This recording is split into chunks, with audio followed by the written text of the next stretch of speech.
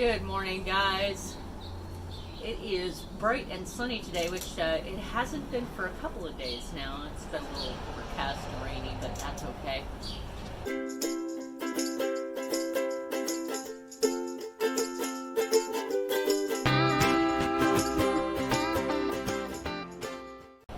It is amazing to me how much tedium is involved in actually setting up for the growing season.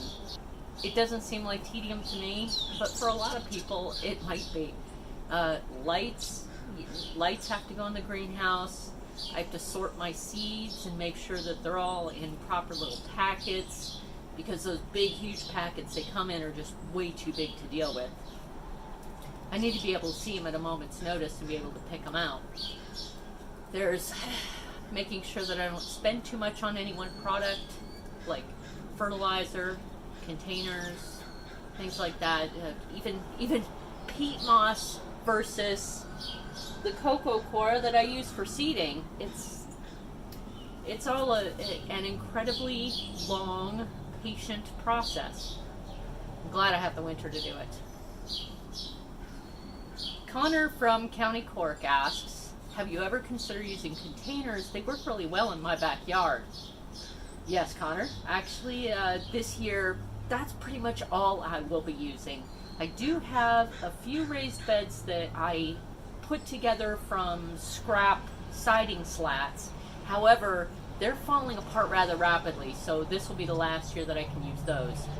I really need things that, because I rent here, I really need things that I can pick up and take with me, even if I have to keep the plants in them.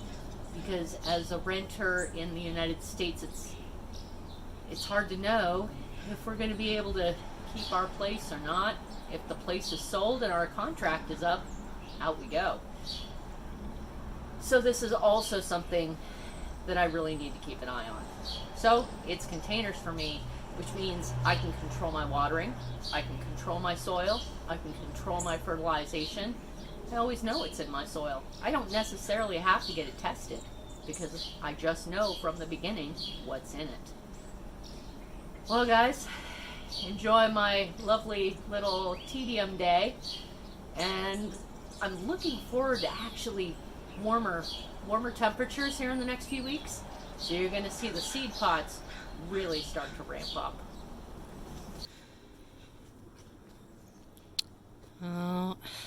Well, this one looks okay.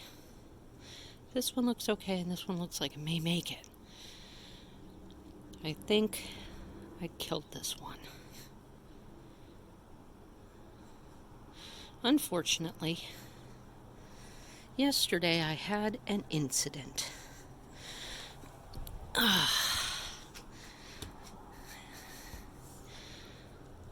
This came apart from the hose, and absolutely just the water went flying everywhere and drowned them.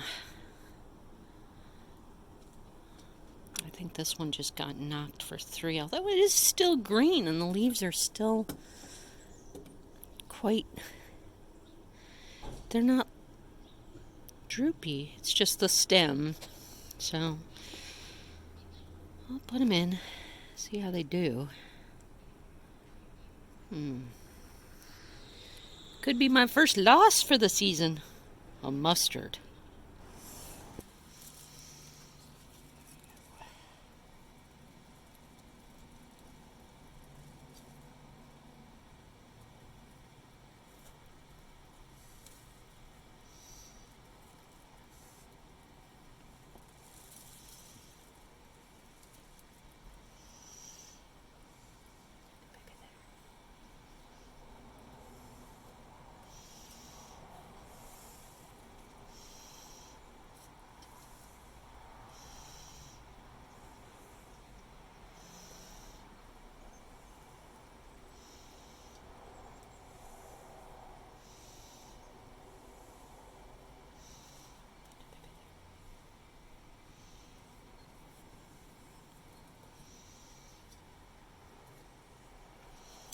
I know, you're not very big.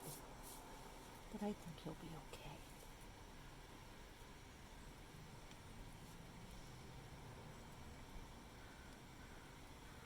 Oh, look at your little room. Oh.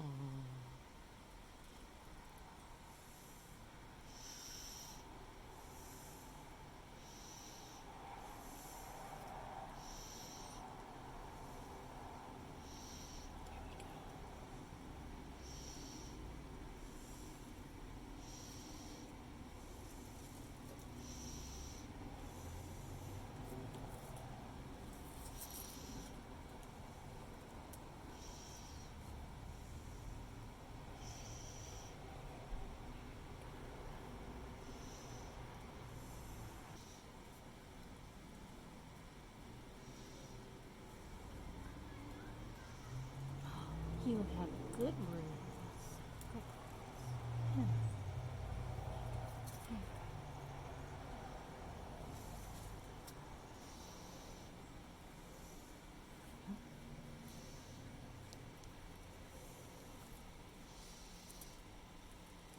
All right. You guys know the rule. One night in the greenhouse, and the next day you go out on the deck. Right? The little buddies with no second leaves here can stay inside. There are two of you there. There are two of you. We'll see. You both have teeny tiny little second leaves. There.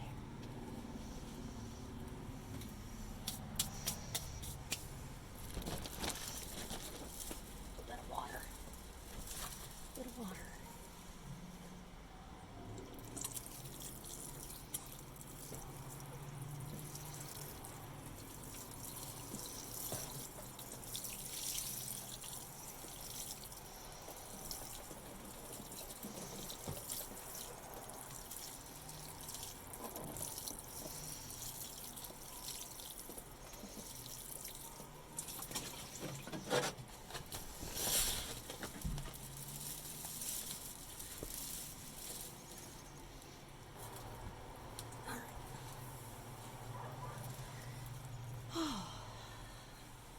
I should make up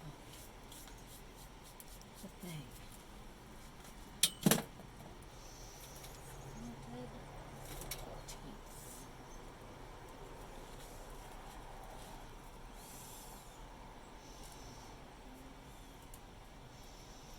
Mustard. Planted. 14. Transplanted on the 29th.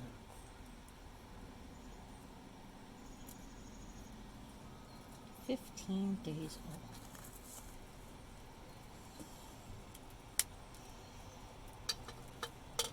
Good babies. You know, one of my terrible failings is that I can't leave plants alone. A couple hours after I plant them, I gotta check on them. Let's see. Hey, babies. Are you all still alive? 2, 3, 4. Let's see. 1, 2, 3. There we go.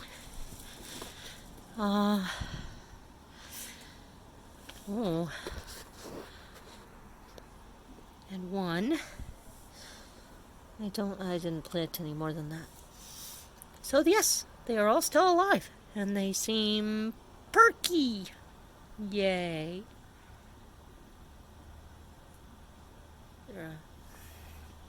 Can I get that? Where is it? Oh, there we go. Can you see it? Let's wait until it moves. There we go. See?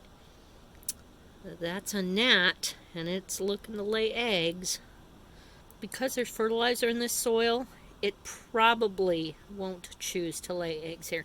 But even if it does, this whole pot is going outside tomorrow.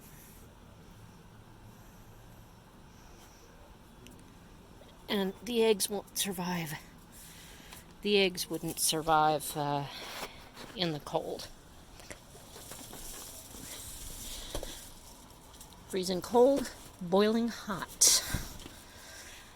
And there we go. They get one night under the nice warm lights. Night-night, mustard.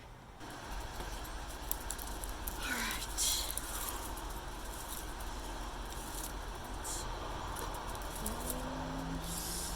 It doesn't feel at 61, but I'm wearing long sleeves.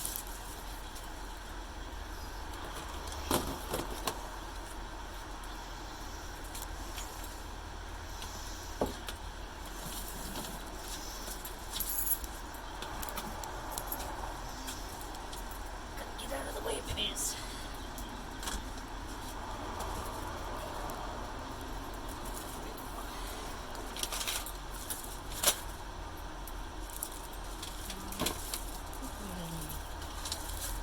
These.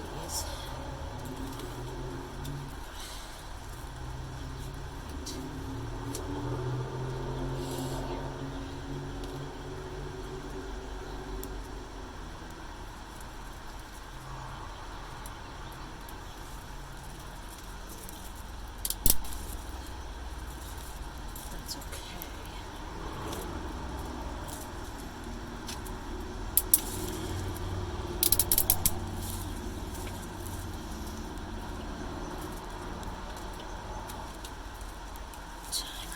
Whew, that drops down. Okay.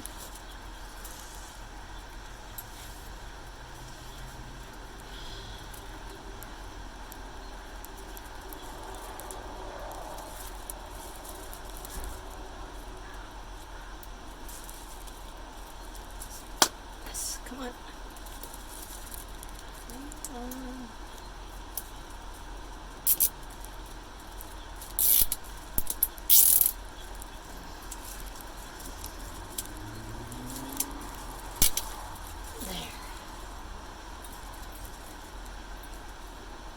That's much better.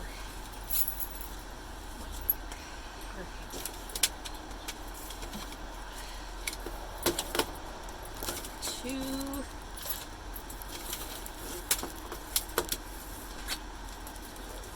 This.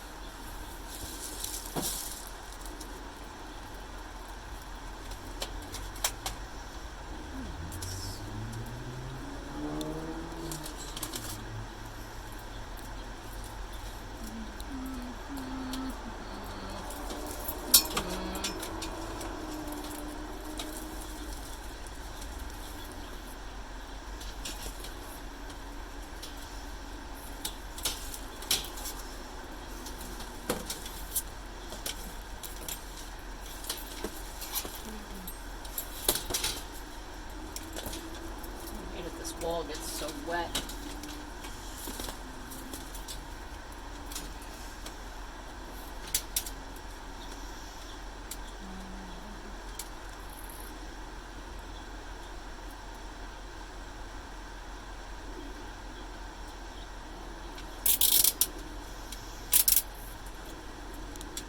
Gotta love zip ties.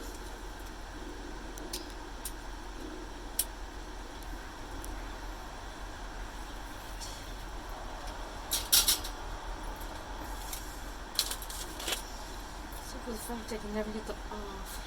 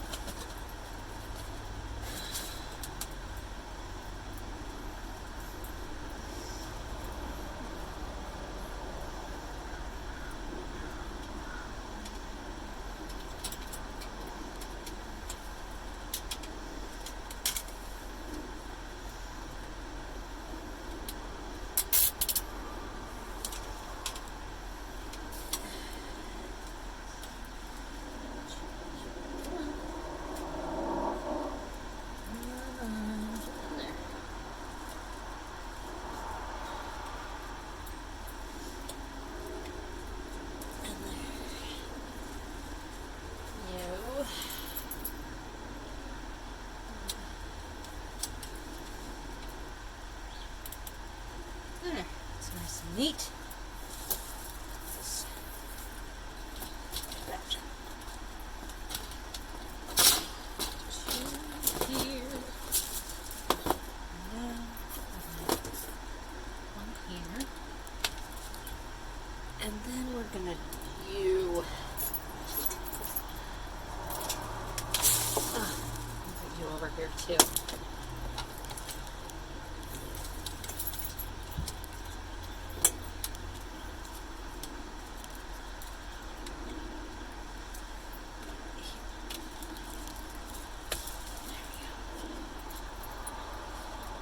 I think that's okay, and is that on? That should be on. All right. Now,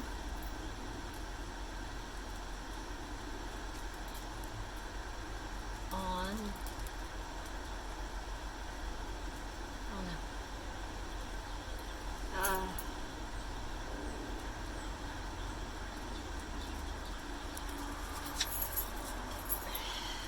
Oh.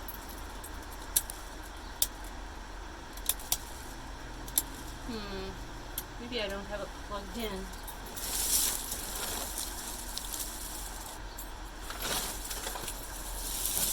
Huh. Huh. On and on. All right, everybody.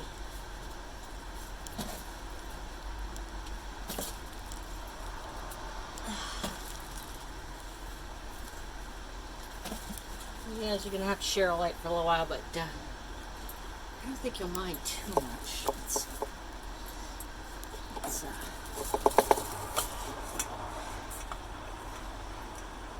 this here. There we go. Whew! It is. It feels like it's getting hot in here, but I guess it's only my now I need one more of these to figure out. I always want everything so nice and neat, and then it winds up looking messy.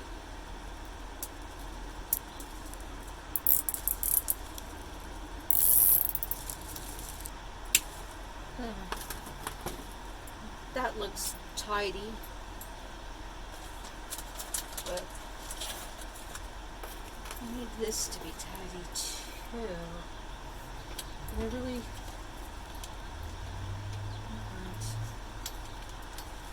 I like this up here. So I don't want to damage it. There. Nice little we'll see how long before that absolutely drives me out of my mind. Whew. I think you need to be up here for a while. Alrighty. That appears to be good enough for now.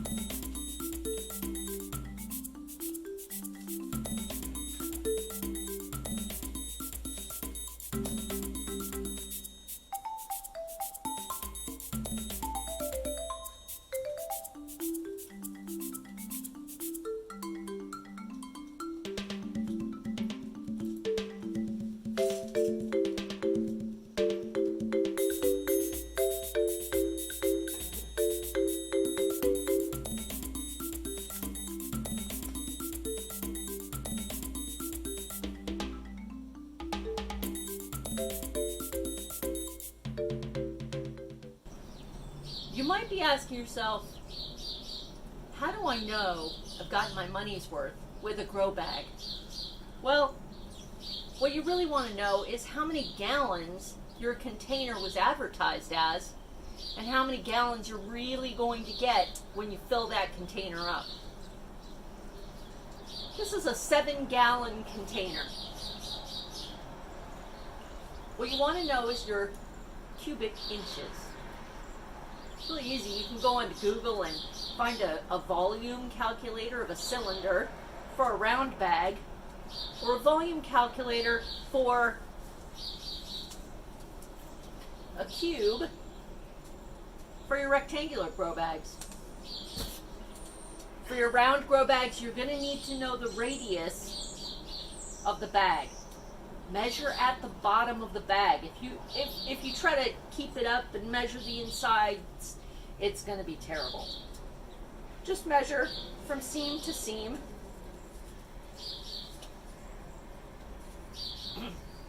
From seam to seam, divide that number in half, and that's your radius. When you've got your cubic inches of either your rectangle or your cylinder, go ahead and divide that by 231. That's going to give you the approximate gallon size that will fit inside your bag.